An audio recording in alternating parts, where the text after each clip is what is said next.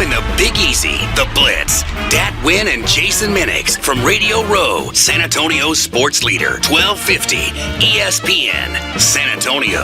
With Tiki Barber here at Media Day, you played in them. Now you're covering them.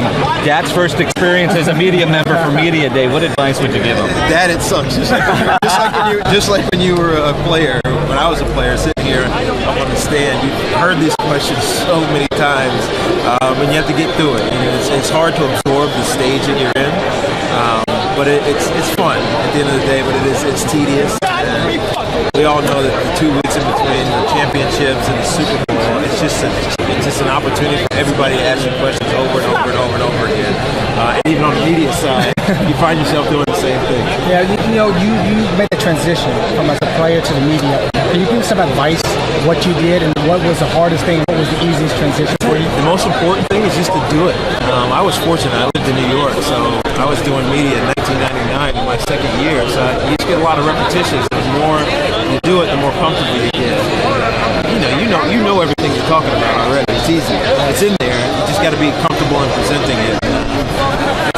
These great stages like this, you'll see, especially if you're doing the other sports, the Final Four, the Nationals. I'm trying to convince my bosses to let me go down to, and you start to develop this breadth and depth of knowledge. Right? It's the same principles, obviously different sports, but that depth of knowledge is great to have.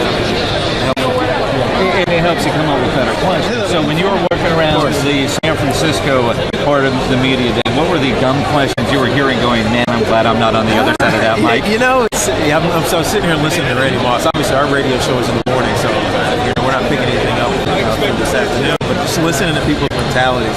And I'm hearing Vernon Davis and Randy Moss talk about their high school days. Or, you want people in Baltimore to root for you because you went to the University of Maryland. This is Vernon Davis, is a University of Maryland grad. To root for you instead of the Ravens because the Ravens are. Of course they're going to root for the Ravens. It's the hometown team. But those type of things happen. People ask, you have to stand up and answer. So in my opinion, you were one of the best players I ever played against. And the game has changed so much that the running back is such a big part of the run and the pass. If you were still playing, the numbers that you would, what you anticipated, what numbers you were getting, you were still playing.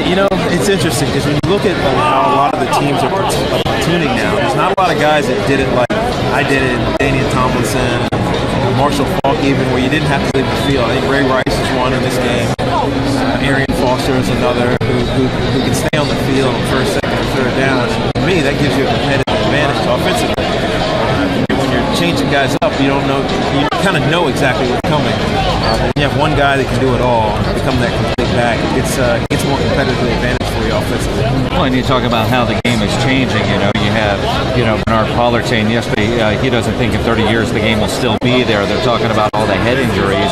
You got a guy like that couldn't play in today's NFL. He says that. Yeah, you'd have a lot of concussions. What do you think about some of the changes and anticipated changes to the game? Well, to be honest, the NFL has an existential problem. Right? In 5 years, we have to start talking about the percentage of former NFL players that are dying unnaturally because of injuries sustained while they were playing. You can't play the game. You couple that with a class action lawsuit that's growing into the mid-300, 400 people, and then Junior Seau suing individually. This is Junior Seau's family suing individually. There's a significant amount at stake, both reputationally, procedurally, and financially for the NFL.